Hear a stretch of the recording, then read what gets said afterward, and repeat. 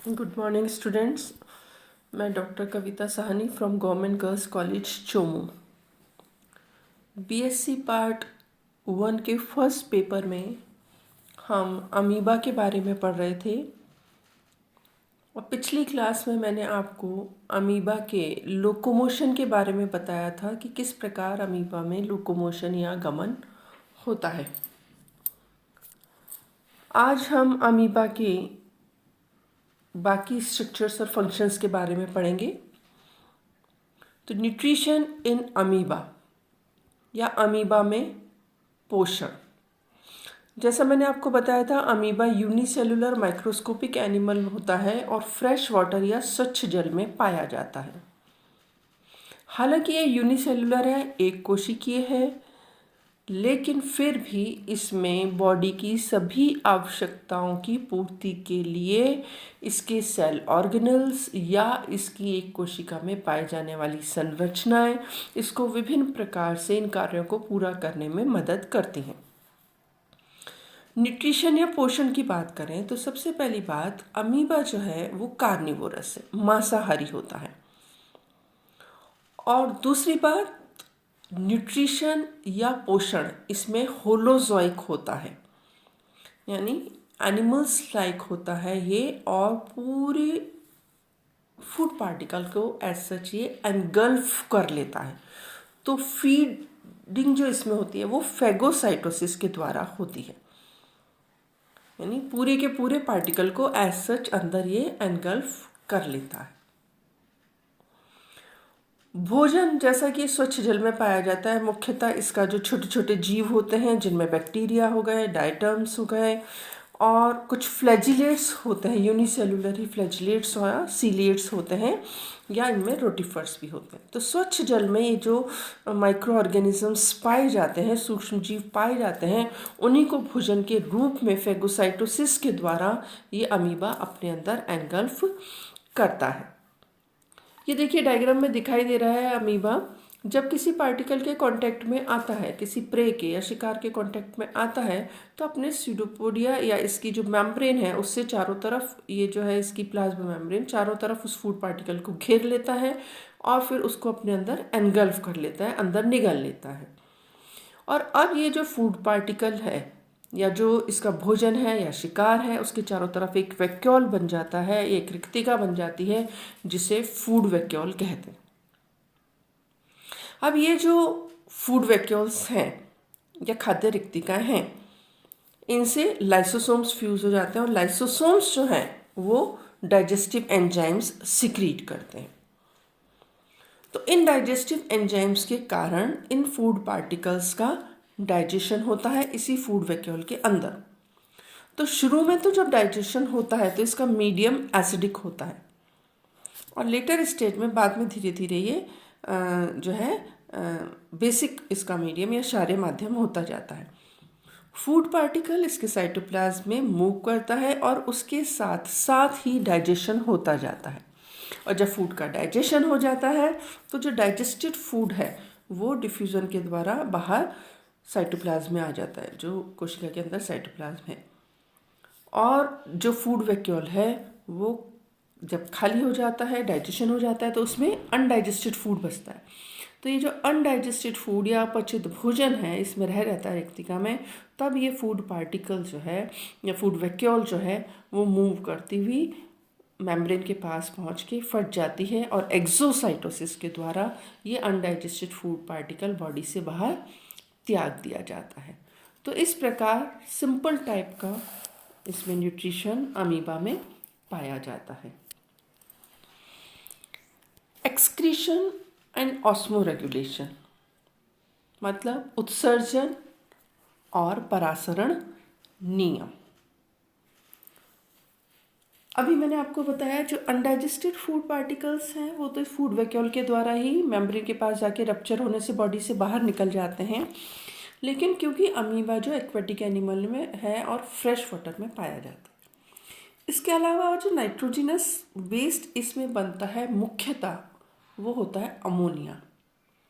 और जिन एनिमल्स में मुख्य नाइट्रोजिनस वेस्ट या एक्सक्रीटिव प्रोडक्ट अमोनिया होता है उन्हें अमोनोटेलिक एनिमल्स कहते हैं।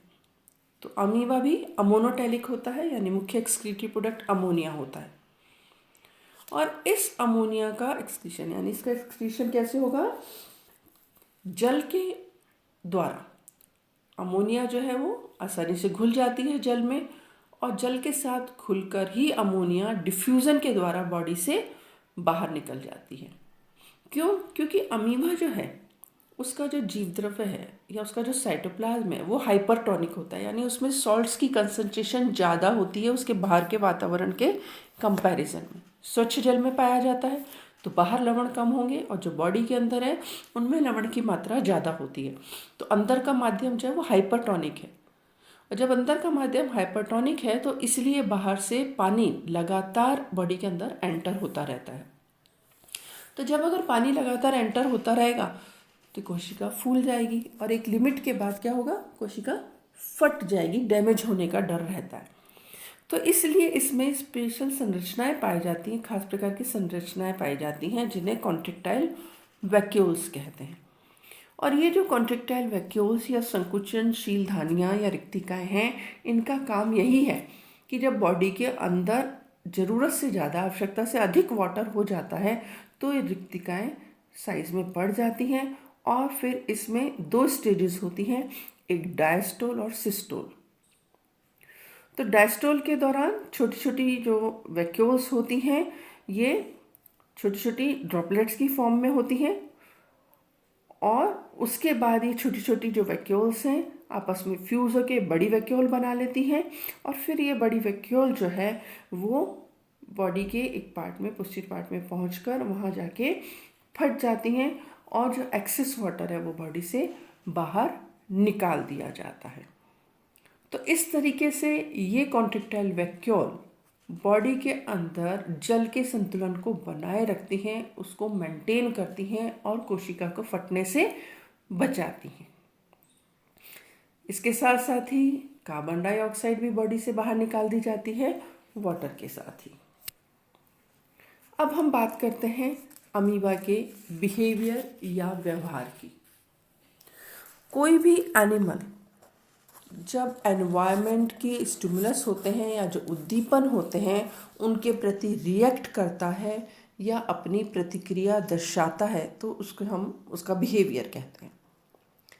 अब एनवायरनमेंट के या वातावरण के किसी भी उद्दीपन के प्रति किसी एनिमल का जो रिस्पॉन्स है वो पॉजिटिव भी हो सकता है और नेगेटिव भी हो सकता है, और इस पॉजिटिव या नेगेटिव रेस्पॉन्स को जब हम दर्शाते हैं तो उसे टैक्सिस के द्वारा हम एक्सप्लेन करते हैं, टैक्सिस के द्वारा दर्शाते हैं। तो अगर स्टिमुलस के प्रति या उस उद्दीपन के प्रति पॉजिटिव रेस्पॉन्स होता है एनिमल का तो उसे पॉजिटिव या टैक्सिस कहते हैं, और अगर उससे विपरीत होता है तो उसे नेगेटिव व्यवहार को वो दर्शाता है। तो ये हम देख लेते हैं कि अमीबा का रिस्पॉन्स किस उद्दीपन के प्रति या किस स्टिमुलस के प्रति किस प्रकार का होता है। सबसे पहले बात थर्मोटैक्सिस। थर्मोटैक्सिस जैसा नाम है, टेम्परेचर के प्रति क्या रिस्पॉन्स होता है अमीबा का। तो अमीबा जो है टेम्परेचर के प्रति जो रिस्पॉन्स होता है वो नेगेटिव होता है, दोनों ही। बहुत ही अगर लो टेम्परेचर है तो भी, और बहुत ज़्यादा टेम्परेचर है तो भी उसका नेगेटिव रिस्पॉन्स होता है। मतलब एक पर्टिकुलर ऑप्टिमम टेम्परेचर ही है जो कि 20 डिग्री से 25 डिग्री सेंटीग्रेड तक होता है, जिसमें कन्वीनियंटली ये अमीबा रह सकता है। दूसरा फोटोटैक्सिस, मतलब लाइट के प्रति इसका क्या रिस्पॉन्स होता है। तो लाइट के प्रति भी यही है कि बहुत ज़्यादा डार्क यानी अंधेरा या बहुत ज़्यादा प्रकाश, सनलाइट जब ज़्यादा होती है तो उससे ये दूर जाता है अमीबा। तो जनरली ये पॉजिटिवली मूव करता है towards normal light. Normal light जब होती है या वीक लाइट जब होती है, कमजोर लाइट होती है, उसकी तरफ ये मूव करता है। तीसरी तरह का जो व्यवहार ये शो करता है थिग्मोटैक्सिस, टच के प्रति, कांटेक्ट के प्रति।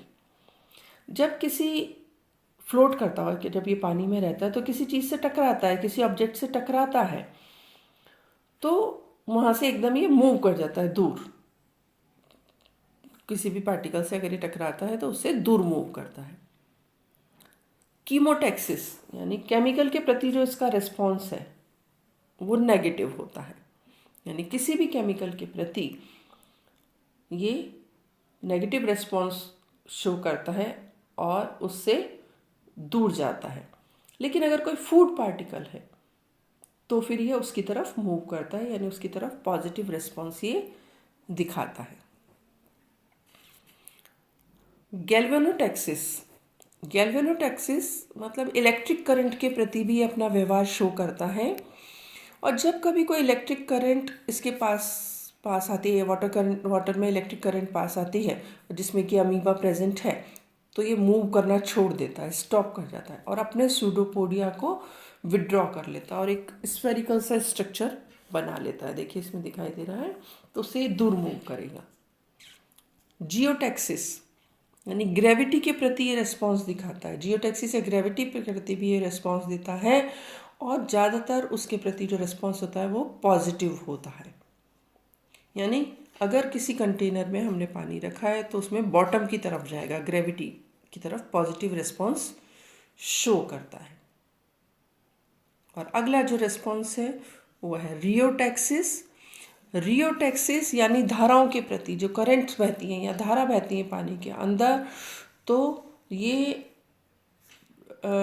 वाटर के साथ फ्लो करना पसंद करता है, यानी धारा के साथ ये बहना पसंद करता है। जहाँ धारा बह रही है उसी डायरेक्शन में ये भी बहता है। तो इस प्रकार अलग अलग स्टिमुलस के प्रति अलग अलग रिस्पॉन्स देता है। अब हम बात करते हैं रिप्रोडक्शन की या जनन। तो अमीबा जो है यूनिसेलुलर एनिमल है प्रोटोजोआ का, और इसमें लैंगिक जनन नहीं पाया जाता है। तो इसमें जनन या रिप्रोडक्शन हमेशा एसेक्सुअल या अलैंगिक जनन होता है। और ये एसेक्सुअल या अलैंगिक जनन 3 तरीके से हो सकता है। एक है बाइनरी फिशन या द्विविखंडन, मल्टीपल फिशन या बहुविखंडन, और स्पोरुलेशन या बीजाणु भवन। तो बाइनरी फिशन जैसा कि नाम से इंडिकेट है, और इस तरह का रिप्रोडक्शन या जनन अमीबा में बहुत कॉमनली पाया जाता है। जैसा नाम है द्विविखंडन, यानी अमीबा जो है वो 2 भागों में बट जाता है। तो फेवरेबल कंडीशंस में अमीबा जो है उसका केंद्रक या जो न्यूक्लियस है उसमें माइटोटिक डिवीजन होता है और वो 2 डॉटर न्यूक्लियाई बना लेता है। और जब ये 2 डॉटर न्यूक्लियाई बन जाता है, देखिए डायग्राम में दिखाई दे रहा है, तो उसके बाद इसका साइटोप्लाज्म जो है वो भी 2 भागों में बट जाता है और इस प्रकार 1 से 2 अमीबा बन जाएंगे। और इस तरीके से ये डिवाइड होता हुआ इसके नंबर में इंक्रीज होता जाता है, संख्या बढ़ती जाती है। दूसरा है मल्टीपल फिशन या बहुविखंडन। ये जनरली एडवर्स कंडीशंस में होता है। तो एडवर्स कंडीशन में जब कंडीशंस फेवरेबल नहीं होती हैं तो अमीबा अपने चारों तरफ एक सिस्ट बना लेता है, एक पुट्टी का निर्माण कर लेता है, और इसके अंदर इसका जो न्यूक्लियस है वो कई बार डिवाइड होता है। जब कई बार डिवाइड होता है तो बहुत सारे न्यूक्लियस बन जाते हैं, उससे बहुत सारे उसके चारों तरफ साइटोप्लाज्म डेवलप हो जाएगा और बहुत सारी छोटी छोटी डॉटर सेल्स बन जाएंगी। और ये जो छोटी छोटी डॉटर सेल्स या अमीबा बनते हैं इनको कहते हैं अमीब्यूली। और जब फेवरेबल कंडीशंस आती हैं और ये सिस्ट फटती है तो उससे बहुत सारे छोटे छोटे अमीबा बाहर निकल जाते हैं। तो इस तरीके से मल्टीपल फिशन या बहुविखंडन इसमें होता है। तीसरी तरह का है स्पोरुलेशन। स्पोरुलेशन या बीजाणु भवन विपरीत परिस्थितियों में होता है और इसमें इसका न्यूक्लियस छोटे छोटे टुकड़ों में टूट जाता है। और ये जो छोटे छोटे न्यूक्लियस हैं उन्हें क्रोमेटिन ब्लॉक्स कहते हैं। और धीरे धीरे ये सभी क्रोमेटिन ब्लॉक्स अपने चारों तरफ एक न्यूक्लियर मेम्ब्रेन बना लेते हैं और ये जो स्ट्रक्चर बनता है इन्हें स्पोर्स कहते हैं। तो एडवर्स कंडीशंस में ये होता है, और जब फेवरेबल कंडीशंस आती हैं तो इनकी जो मेन मेम्ब्रेन है पेरेंटल वो टूट जाती है और बहुत सारे छोटे छोटे अमीबी बाहर निकल के और एक अडल्ट अमीबा में बदल जाते हैं। तो इस तरीके से स्पोरुलेशन के द्वारा इसमें अलैंगिक जनन होता है।